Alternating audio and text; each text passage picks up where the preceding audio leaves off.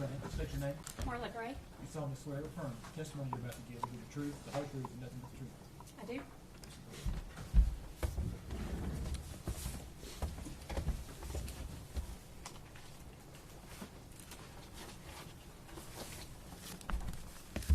Good afternoon. Good afternoon.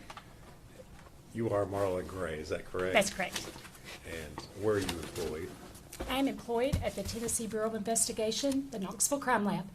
And what is your position there with the TBI? I am a special agent forensic scientist supervisor, and I'm assigned to the forensic biology unit. And Agent Gray, if you would, kind of give the jury an overview of what your duties are there within that division. So we analyze evidence for the presence of bodily fluids and skin cells, and then we determine who those fluids or skin cells belong to, doing DNA analysis.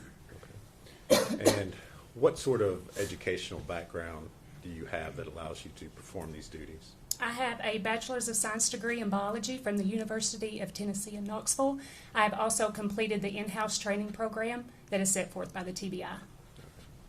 And have you had specific training relating to serology and DNA analysis? Yes, during that 18-month training program, we cover serology, all the testings that we do, DNA analysis, and interpretation. Approximately how many examinations would you say you've performed over your years in the TBI? Yeah, I've been there for 14 years, and in that time, I've worked almost 1,600 cases. Do you hold any certifications? I do not. Okay. Does the TBI provide technical equipment that you're able to use in the performance of your duties there? Yes, they do. All right. And is this equipment standard across the state and within the scientific community? Yes, it is well known, not just across the state, but in forensic labs all over the world. All right. Have you been qualified to testify as an expert witness in the criminal courts here in Tennessee? I have. And in fact, have you been qualified as an expert here in Sullivan County? I have. All right. And after having been qualified as an expert witness, have you then gone on to give testimony as an expert witness? Yes, I have. And was your qualification as an expert in the field of serology and DNA analysis? Yes, or in forensic biology, which encompasses both of those. All right. Judge, we would tender Agent Gray as an expert in the field of serology and DNA analysis. Judge, I agree. She's an expert. All right. Should be deemed to be an expert in the field of serology and DNA analysis.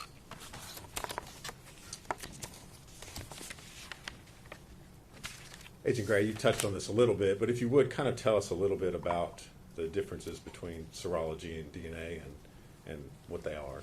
So serology is the screening process. When evidence comes in, we're determining if we're looking for blood, semen, or saliva, and then we'll take a portion of that through the DNA analysis. If it's an item that's been handled, we're not looking for a fluid, but we're looking for skin cells that were left behind. All right. And what sorts of things are you looking for when you perform those types of analysis? For, say, blood cases, we're looking for tests that change color, that indicate blood, and then we'll take that through the DNA process to generate DNA profiles for comparison. All right. And obviously you work in a laboratory down there in Knoxville, correct? I do. Do you all have a process for how you handle evidence that comes into the lab? Yes, we have policies and procedures that we follow. So in instances, every piece of evidence is worked one at a time. We don't have multiple items out at the same time. We wear lab coats, masks, gloves. Gloves are changed between every piece of evidence. Items are cleaned between touching evidence. Butcher paper is put out. Okay. And each case, is that assigned a specific case number within the lab? Yes, so when evidence comes in, the evidence receiving unit will give it a unique laboratory case number. All the evidence that is associated with this case will have that number, and all the requests for exams that come in. That way we make sure they match. All right. And I assume that you make sure that evidence, before you perform any testing, is secured and has not been tampered with in any way. Yes, before it is accepted into the lab, the evidence receiving unit will make sure that it is in a sealed condition. And then when we get it to analyze it, we also double check that it is in a sealed condition before we begin our testing. All right. Agent Gray, you were asked to perform numerous tests on evidence in connection with the Evelyn Boswell case. Is that correct? Yes, that's correct. All right. And you received items in the lab on several different occasions. That be correct? Yes, that's correct. Okay. So I'm going to start with the first batch of items that you received on March the 4th of 2020, which resulted in your first report that was issued on March the 10th of 2020. When you received those first items, what were you attempting to do or to find within the evidence that it was sent to you? For this first batch of items, the Evelyn had not been found yet, so these were items that said that they belonged to her. So I was trying to generate a DNA profile that could be put in the missing persons database. Okay. So at this point in time, you had no profile with which to compare because the body had not been found, correct? Yes, that's correct. Okay. And if you would, kind of describe for the jury the process that you went in trying to develop a profile from those items. So this was a box of clothing that said belonged to Evelyn, bracelets, a baby book, stuffed animals. There was also items that were submitted from different areas that had been collected from previous investigations. So with looking for something I could generate a profile from, I was looking at the neck area because babies drool, so I thought that would be a good source of DNA. For the first batch, I didn't get anything. The items could have been washed, so her profile wasn't generated until the next report with the next batch of items. Okay. And specifically, which item you mentioned that you were looking for drool? Which item were you testing in that first? For the first report, it was the first birthday shirt from the baby box. Okay. And I noticed in the report it says that staining was observed with alternate light source screening in the Yes. neck area. Okay. And was there any sort of profile you developed at all? It was a mixture of at least two individuals, but since it was a mixture, I could not use that as her DNA standard since it wasn't single source. Okay. So essentially, and also in looking at your report, it looks like there was a silver clip that you also, I guess, attempted to Yes, develop a hair profile clips and a diaper. I believe these were found in Mendota, Virginia. Okay. And again, were you able to develop a profile from those? No, there was no DNA on any of those items. All right.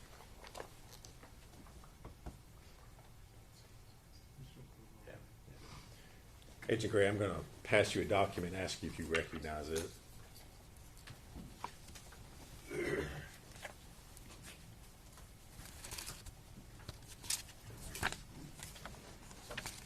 Yes, this is a copy of my forensic biology report dated March 10th, 2020. Okay. And does that reflect your findings or lack thereof Yes. on the first batch of testing that you did? Yes. Judge, we'd move to make that exhibit number 245. No objection. Exhibit 245.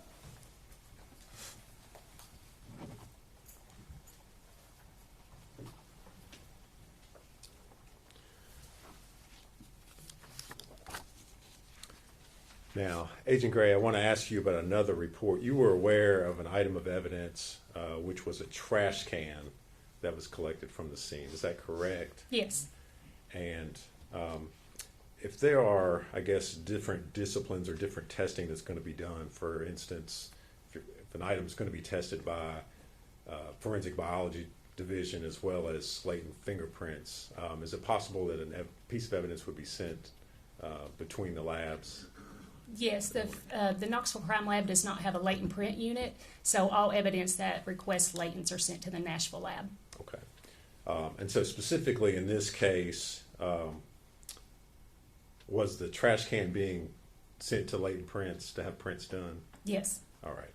And as a result of that, did the Nashville lab collect some swabs from the trash can in order for you to perform DNA testing at a later date? Yes, Dr. Christina Proctor collected swabs for me to test later.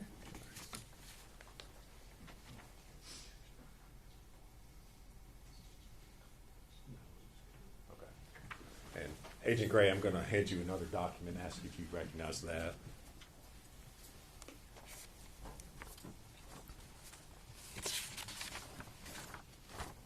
This is a copy of the report that was written by Christina Proctor stating the areas of the trash can that she swabbed. Okay. So that just reflects the fact that they did, in fact, collect swabs from the trash can. Is that Yes. correct? Judge, we move to make that report number 246. Objection? No, sir.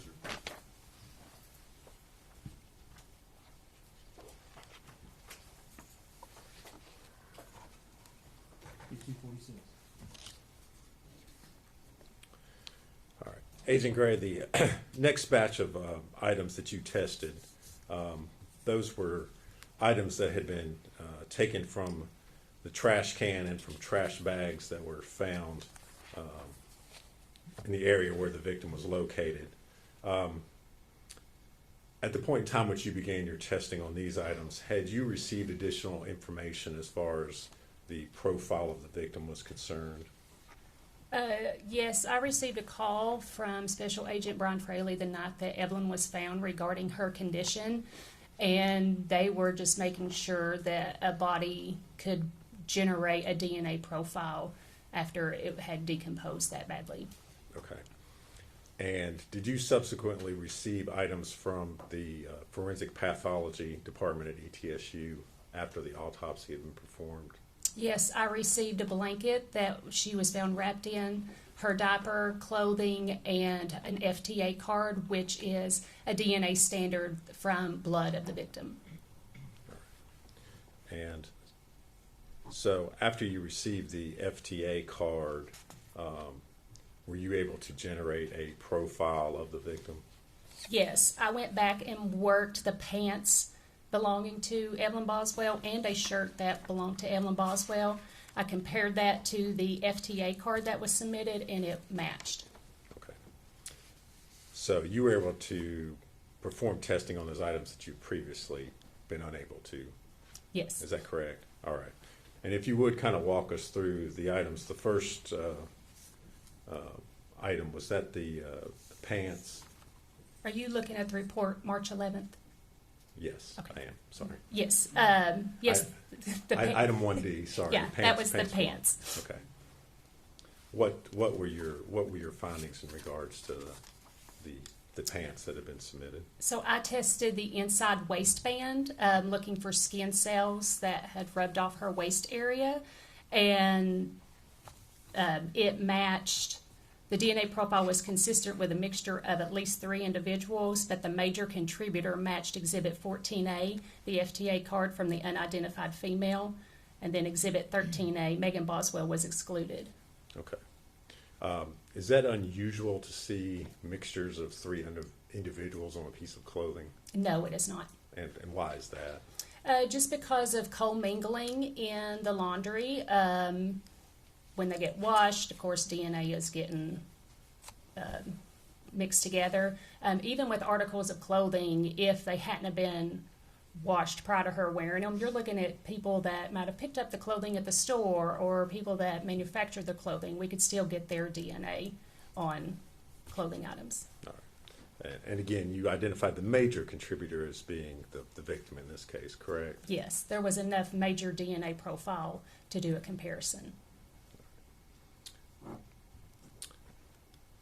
And on item 1F, which was the shirt, what were your findings in regards to that item? So the neck area was swabbed for that item, and the DNA profile was consistent with a mixture of at least 2 individuals, including at least 1 male. The major contributor profile matched Exhibit 14A, the FTA card from an unidentified female, and Exhibit 13A, Megan Boswell, was excluded. Okay. Now, talk for a minute just about the fact you said that it included at least 1 male. How do you know that? From the DNA profile that we generate, it has a sex indicator marker, which is, of course, the XY chromosome, and in this instant, the Y chromosome showed up. Okay. But you cannot tell anything else about the profile other than the fact that it was male. Is that Correct. correct? It was too low to do any comparisons with. Okay. Were there any other items that were tested as part of your report that was done on March the 11th, 2020? No, this one was just the pants and the buckle standard from Megan Boswell and the FTA card from the unidentified female. And then this report was given to the ME for identification purposes. Okay, so that was the purpose of your testing Yes. in this report. Okay. And you prepared a report that you then sent to the medical examiner's office? Yes. All right.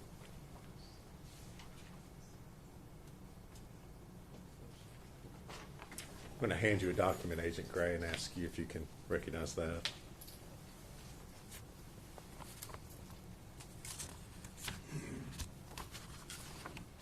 Yes, this is a copy of the report dated March 11th, 2020. And is that a true and accurate copy of the report that you prepared of your findings? Yes. On that day? Judge will move to make that exhibit number 247. Any objection? No, sir. You forward to the 247.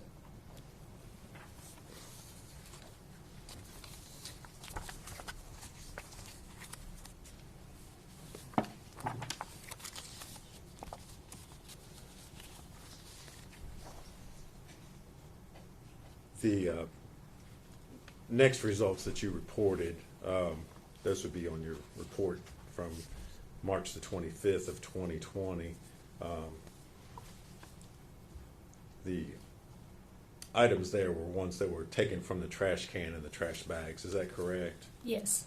And we'll start with the first item, which was a piece of chewed gum from the trash can, identified in your report as Exhibit 7A. Did you perform testing on that I item? did. Yes, I Okay. did. If we could we pass Agent Gray exhibit number 197? It should be a bag, small bag.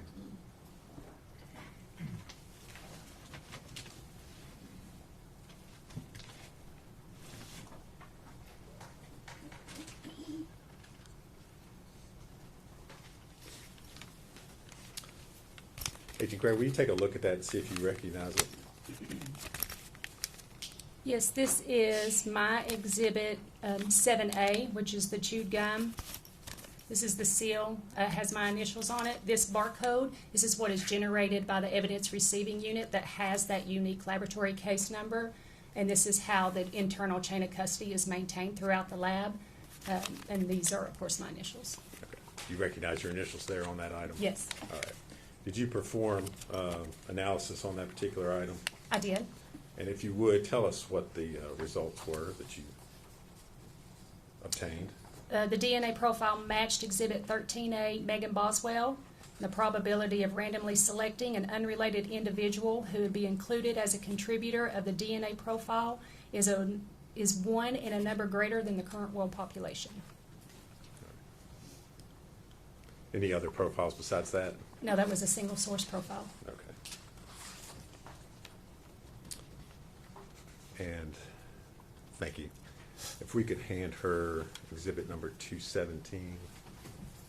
Again, should be a bag.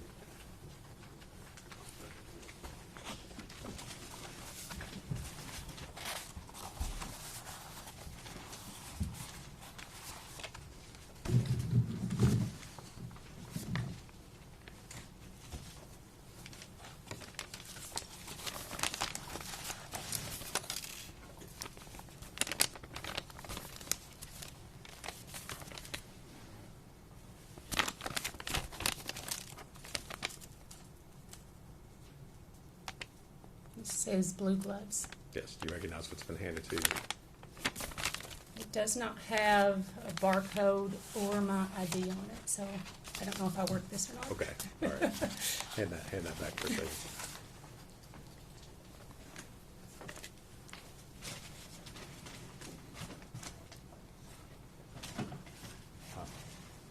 I'm gonna come back to that.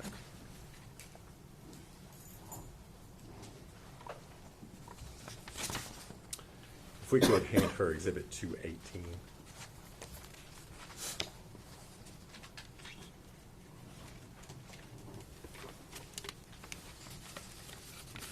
You recognize that item? Yes. And what is it? This is my Exhibit 18A, which was a cold and cough medicine bottle. There's the barcode that is generated by the TBI and the seal that I placed on it after I was done with the evidence. Okay. And did you perform analysis on that particular item? I did. And if you would, tell us what the results were of your analysis. The outside of the bottle was swabbed. A limited DNA profile was obtained and is consistent with a mixture of at least 2 individuals, including at least 1 male. Due to the limited profile obtained and the unknown number of potential contributors, interpretation is inconclusive. All right.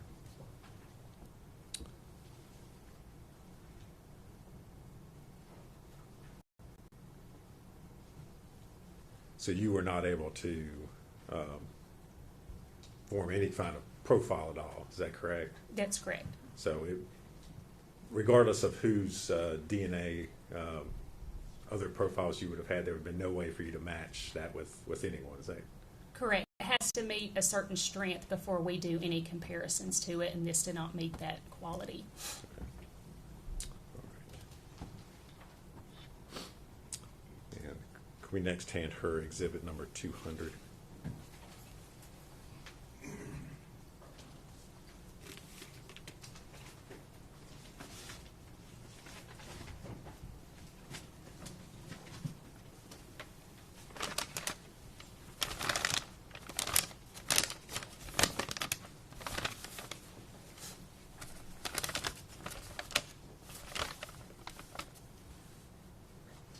You recognize it? Yes, this is my exhibit number 19A, which is a Dasani water bottle. Here's the TBI barcode, and this was the seal that I placed on it when I completed it. Okay. And did you perform analysis on that particular item? I did. And what were your findings? So the mouth area and inside of the cap was swabbed for testing. The DNA profile is consistent with a mixture of at least 2 individuals. The major contributor profile is consistent with Exhibit 13A, Megan Boswell. It also had World Pop stats, and the minor profile was inconclusive. Okay.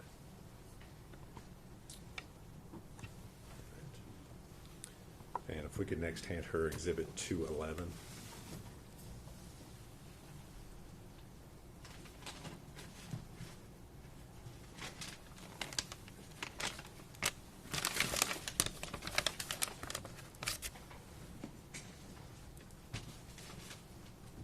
Do you recognize that? I do.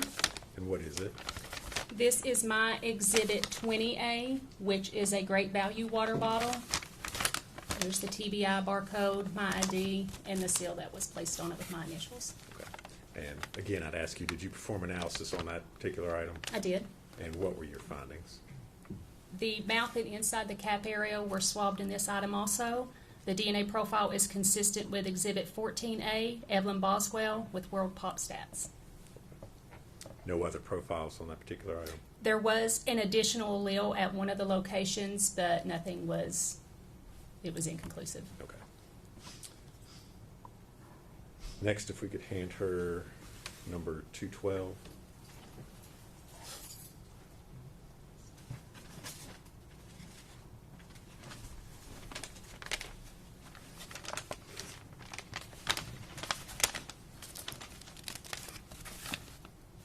Do you recognize that item? I do. This is my Exhibit 22A, which is a Misty water bottle.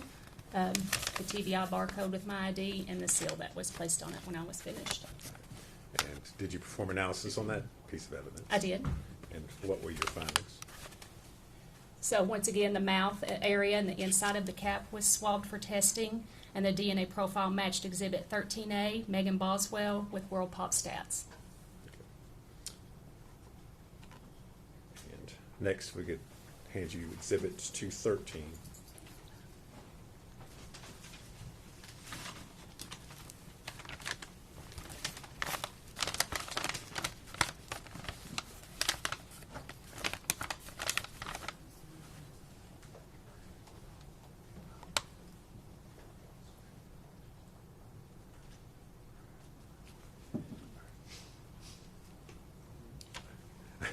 I'm sorry. Let me pick up what were you just handed 213? Yes. Do you recognize that? I'm sorry. That's okay. Yes, it is my exhibit 24A. It is a Food Club water bottle. Here's the TBI barcode label and my seal that I put on it when I was complete. All right. And did you perform analysis on that particular item? I did. And what were your findings? So once again, the mouth area and inside the cap was tested. Quantification results did not indicate a sufficient amount of human DNA for analysis, so no further testing was performed. All right. And next, if we could enter 223, which should be one of the pillows.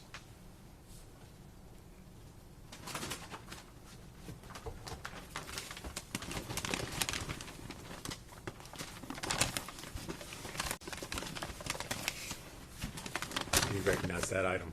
Yes, this is my exhibit 33A, which is a white pillow. There is the TBI barcode and my seal with my ID on it. Okay. And did you perform analysis on that? I did. Okay. If you would, tell us what your findings were. So the first thing I did was screen the item with the ALS looking for saliva where somebody slept on it. And the center of the area did indicate a positive result, so that area was cut for testing. And the DNA profile is consistent with a mixture of at least 2 individuals, including at least 1 male. The major contributor profile is consistent with Exhibit 14A, Evelyn Boswell, and with World Pop stats, but the minor contributor profile was inconclusive.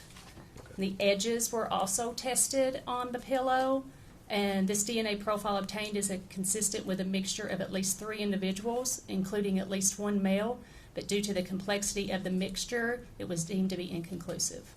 All right. So the only profile you were able to develop was the victim, Evelyn Boswell. Is that correct? Yes, from the center of the pillow.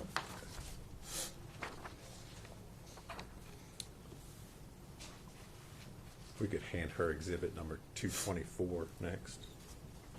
It also should be a pillow.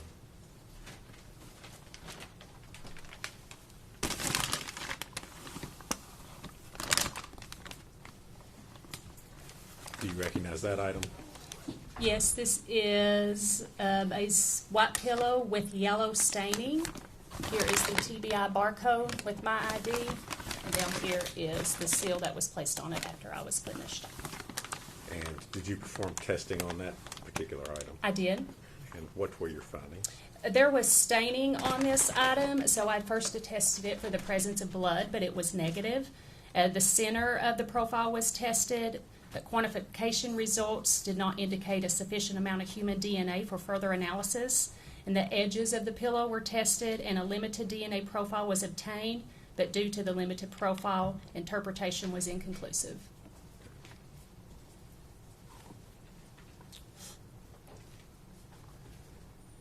If we could hand her at 215 next.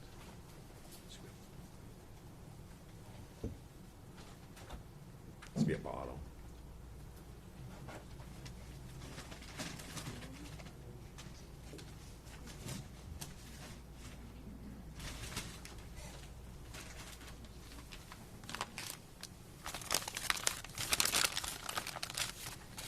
You recognize what's been handed to you? I do. This is my exhibit 39A, which is a nuke baby bottle with contents. Here is the TBI barcode and the seal that I placed on it. Okay. And did you perform analysis on that baby bottle? I did. And what were your findings? So the nipple area was swabbed, and the DNA profile matched exhibit 14A, Evelyn Boswell. And the sides of the bottle were also swabbed. The DNA profile was consistent with a mixture of at least 2 individuals. And the major contributor profile was consistent with exhibit 14A, Evelyn Boswell, and the minor contributor profile was inconclusive.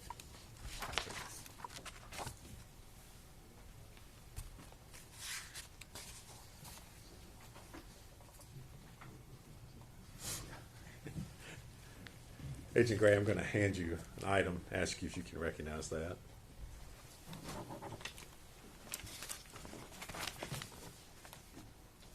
Yes, this is my exhibit 9A, which is blue latex gloves with hair.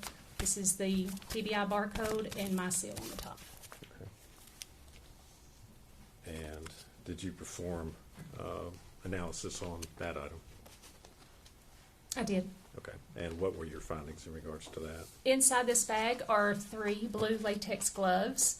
The inside of glove 1 was a limited DNA profile of at least 2 individuals, including at least 1 male. Due to the limited profile obtained, it was inconclusive. The outside of glove 1 was a mixture of at least 2 individuals. Due to the limited profile obtained, it was also inconclusive. The inside of glove 2, a limited profile was obtained, including at least 1 male. Due to the limited profile obtained, interpretation was inconclusive. The outside of glove 2, a limited DNA profile was obtained. It was also inconclusive. Possible hairs were collected from this item but returned with the evidence because the TBI does not work hair. The inside of glove 3, a limited DNA profile was obtained. It was inconclusive. And the outside of glove 3, a limited DNA profile obtained, which was also inconclusive.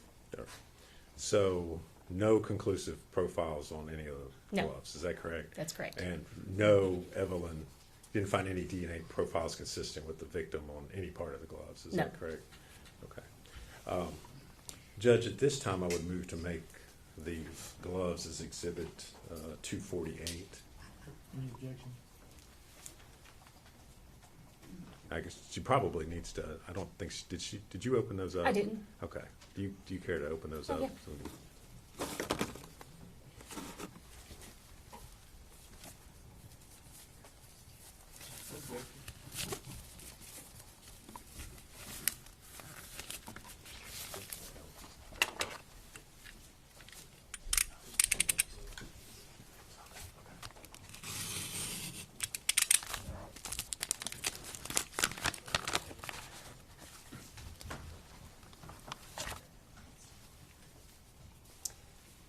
This is the first glove, glove 1. It has a 1 on it.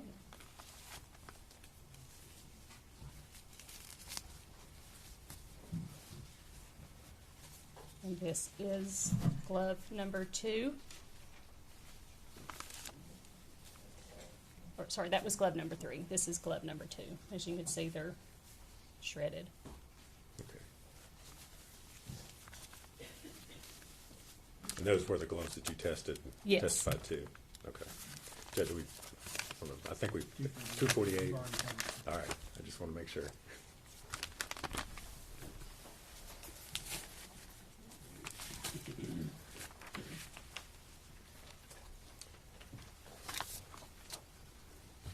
Agent Gray, did you prepare a report of your findings in regards to those items? I did. And I'm going to hand you a document.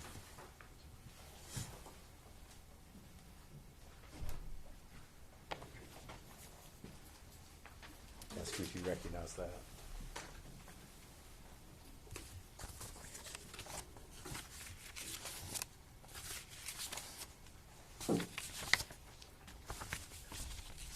Yes, this is a copy of my forensic biology report dated March 25th, 2020. Is that a true and accurate copy of your report that Yes. you issued on that date? Judge, we move to make that exhibit number 249. Any objection? No, sir. You full exhibit 249.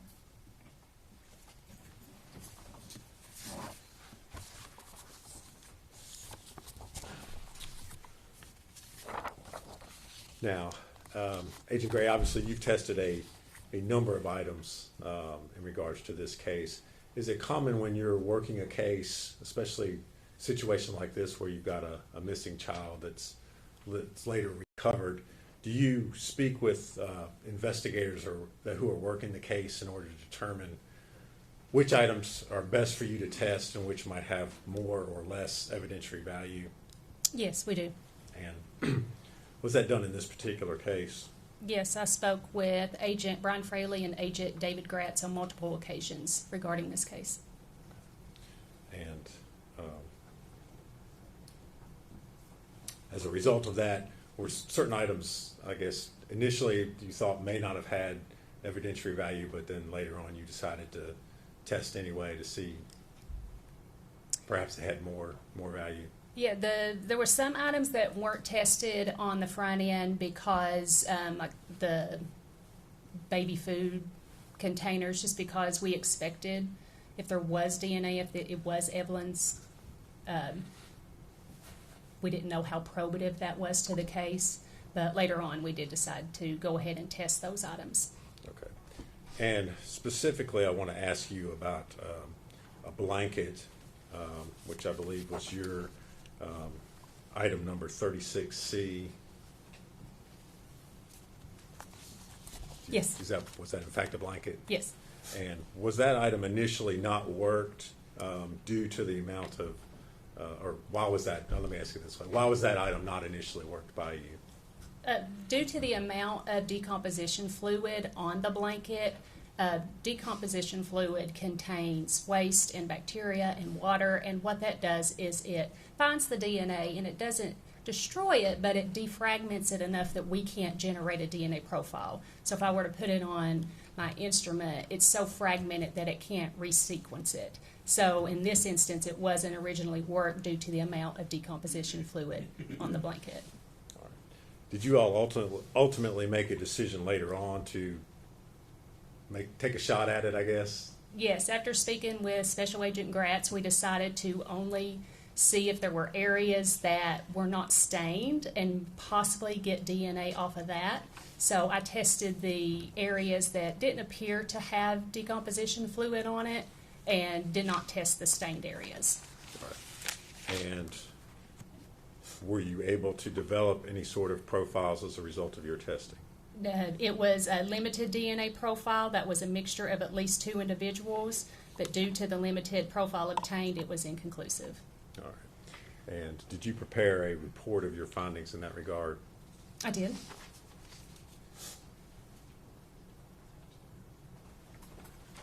I'm going to hand you a document, Agent Gray, and ask you if you can identify it.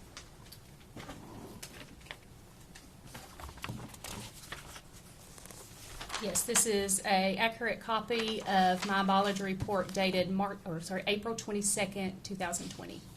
All right. And is that a true and accurate copy of your report in regards to your findings on the blanket? Yes. Judge, I'd move to make that full exhibit number 250. Any objection? No, sir. Full exhibit 250.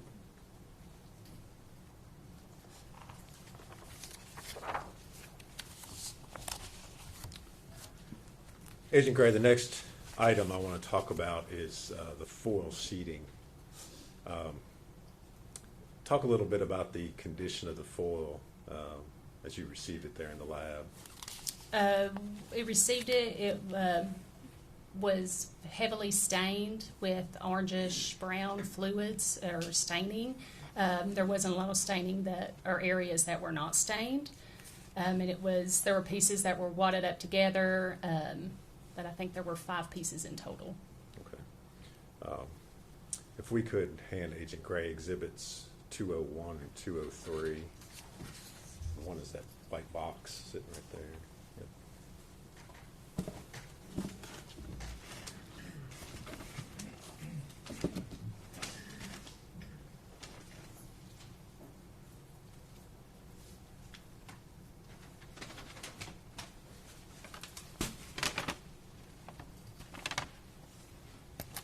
You recognize those items?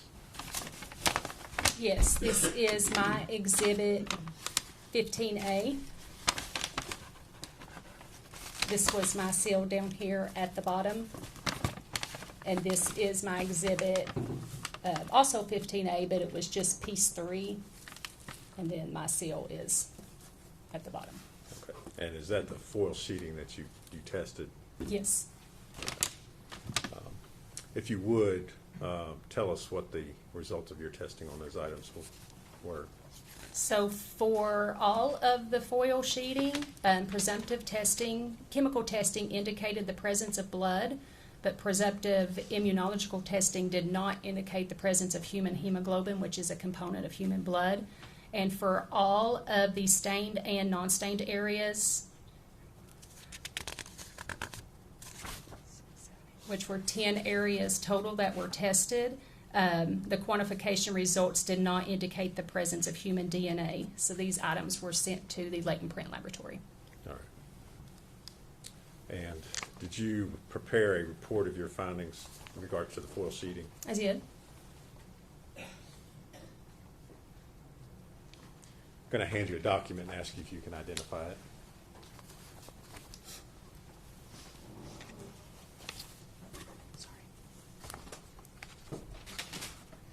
So this is a copy of my report dated March 12th, 2021.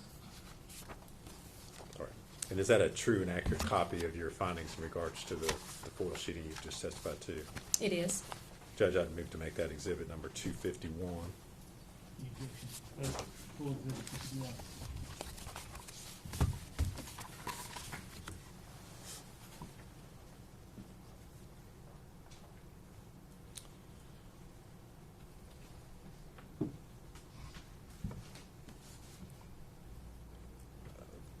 Finally, Agent Gray, I'm going to, again, we mentioned the fact earlier that sometimes through communications you were asked to test additional items. Is that correct? Yes.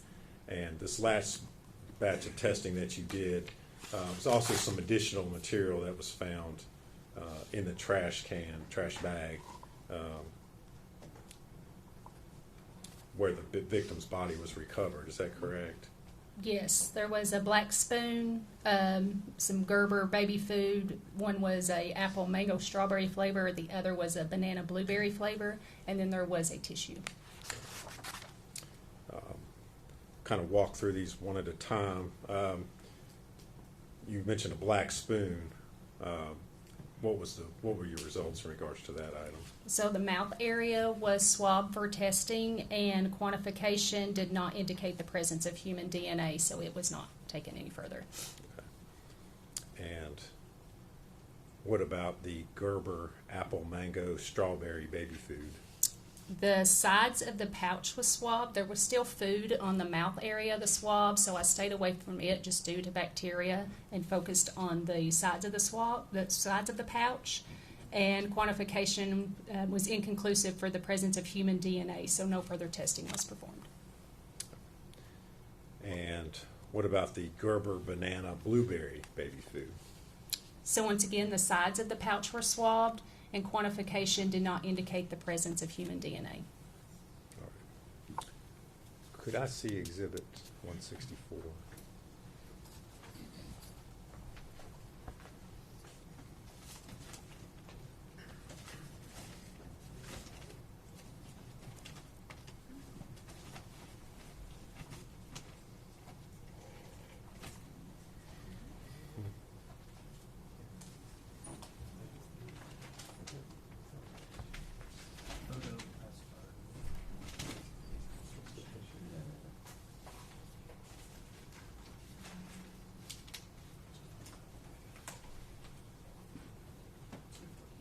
I'm sorry, 214.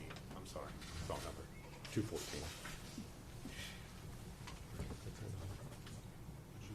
I want to see it first, please.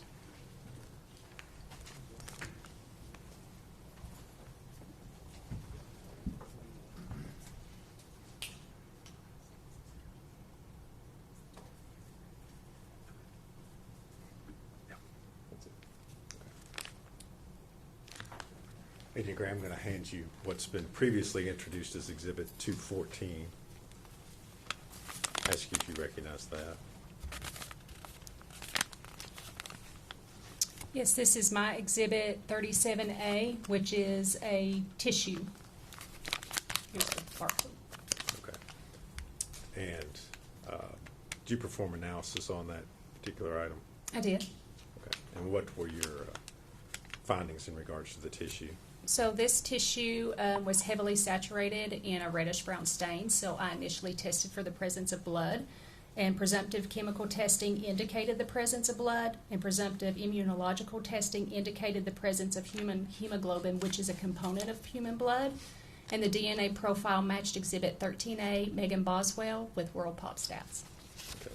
And using the expression world pop stats, what does that mean? So right now the current world population is over 8 billion people, and out of 8 billion people, no one in the world has the same DNA profile as the one that generated. Okay. So you can say with pretty certain confidence that this was Megan Boswell's profile that you found. Is that Yes. correct? Yes.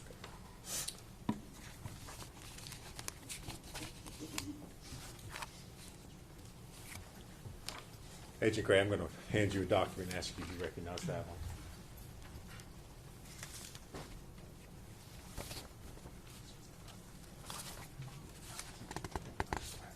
This is a copy of my forensic biology report dated October 22nd, 2021. Okay. And is that a true and accurate copy of your findings? It is. That was issued. Judge, I would move to introduce that as exhibits 52, 252. before exhibit 252. Okay.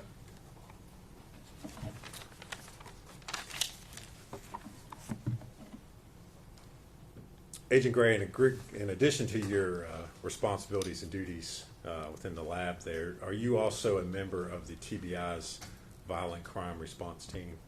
Currently, I am not.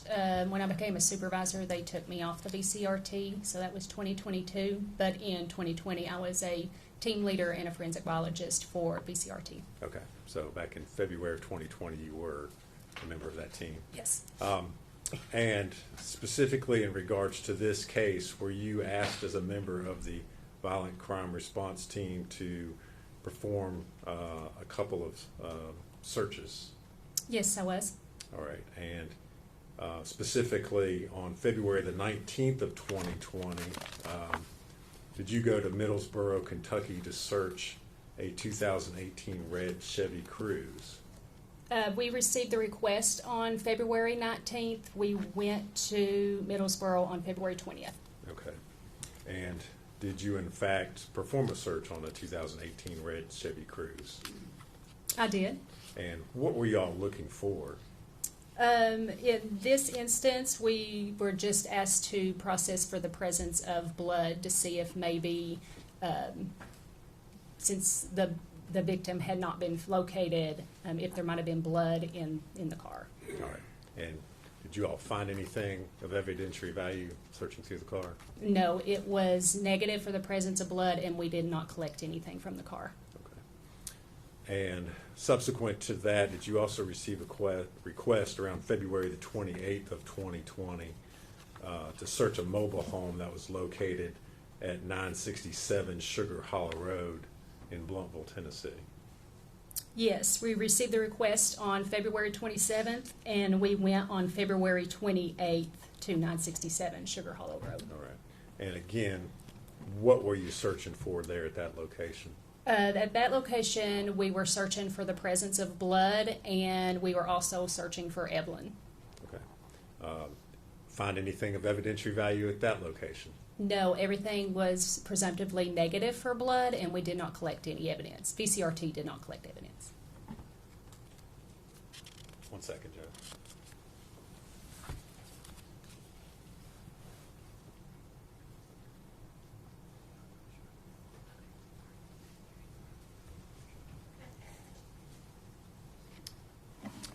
Thank you, Agent Gray. If you would answer any questions Mr. Scott has for you.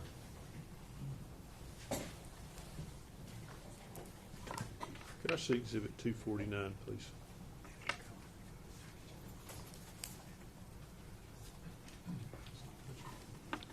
No, it's the report.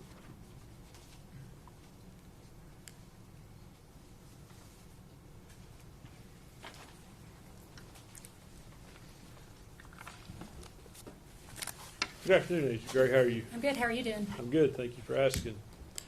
I am currently looking at Exhibit 249, which is your report of March 25th, 2020. Do you have that in front of you? I do.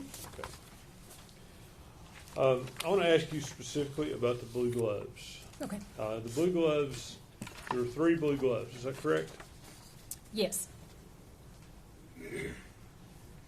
And 2 of those gloves had male DNA. You can confirm that. Yes. The inside of glove 1 had male DNA.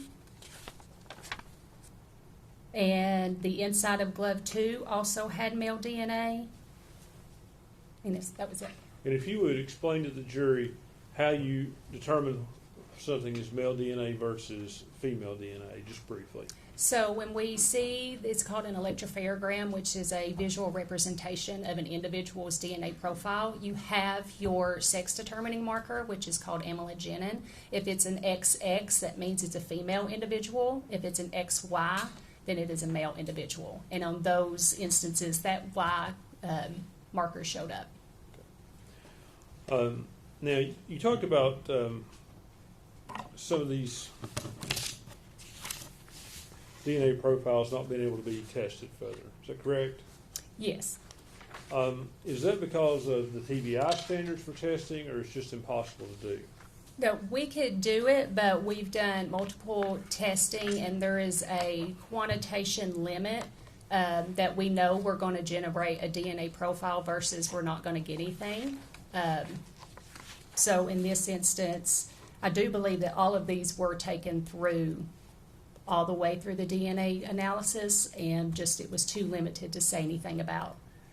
But mostly across the nation, we follow the same QAS guidelines, which are set forth by the FBI, so it's not just TBI specific, and they are specific into the quality of DNA before we can interpret it. Would other labs have greater capabilities?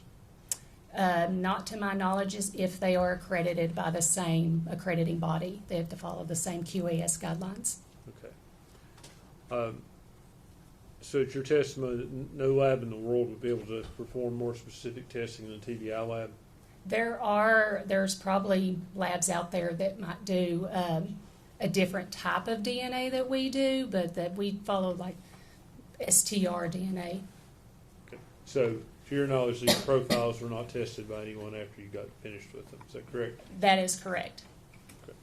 What about the glove, outside of glove 2's mentioned hairs were collected from that exhibit? Yes. Did you photograph the hairs? No, I did not. I just documented the hairs. Okay. Did you make a note of, are they long hairs, are they short hairs, color, anything like that? I do believe.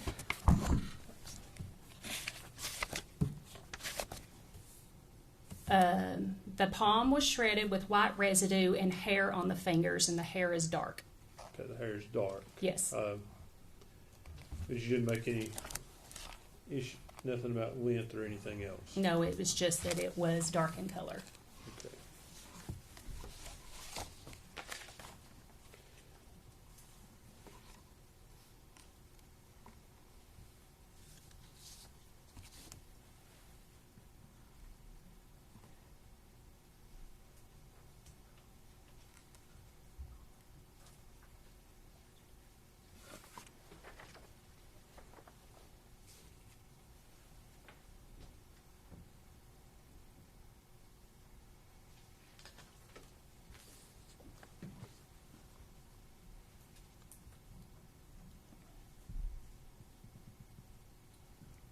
Let's talk about the pillow.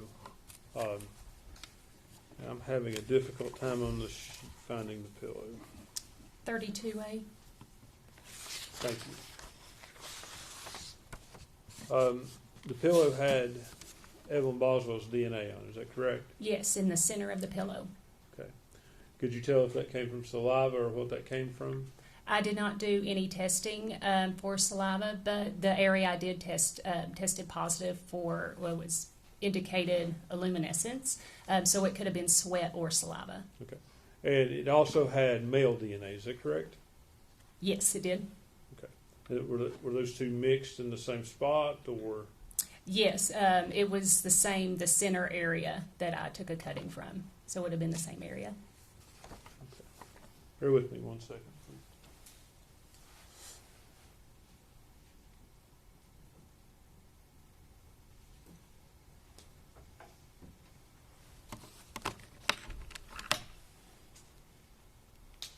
And finally, there was a bottle, like a medicine bottle, Yes, found in the trash can. What number was it? Do you have that? it was Exhibit 18A. Yes, ma'am, 18A, that's what I'm looking for. And that item, it was tested, and were you able to determine if it had male DNA? I was able to determine that it had male DNA, but it was inconclusive for any comparison purposes. Okay. And as far as other DNA, were you able to determine if you could link anyone else to the bottle with DNA? No, not, but once it's deemed inconclusive, no comparisons are performed. If I could have just 1 minute, Judge.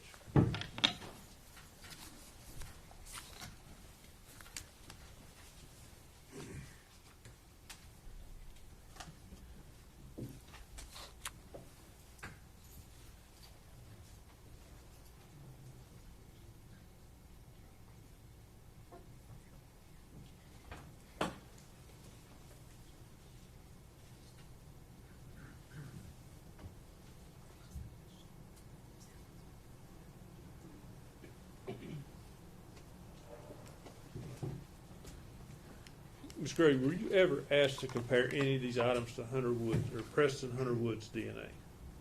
I never received a standard for Hunter Wood, but I did not need it. Thank you.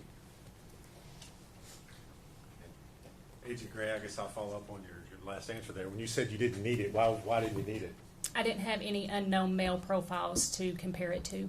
Okay, so there was nothing there that you would have been able to compare to anyway, correct? Correct. So all these male profiles Mr. Scott's asked you about were also limited. There's no way you could have drawn it. If I had submitted to you every DNA sample from every male in the world, you would not have been able to tell me Correct. who it was, correct?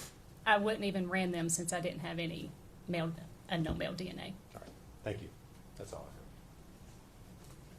If I could just clarify, you did have unknown male DNA on those items we just went over. There was unknown limited male DNA, but since there wasn't strong enough for me to do any comparisons, even if they would have sent in the standard, I wouldn't have ran it.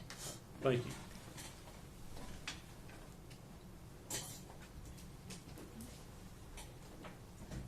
That's all. Is she free to go? She is. Yes, sir. Agent Gray, thank you for your testimony today. You're released from your subpoena and you're free to go. Sergeant Nick? Stay with the call.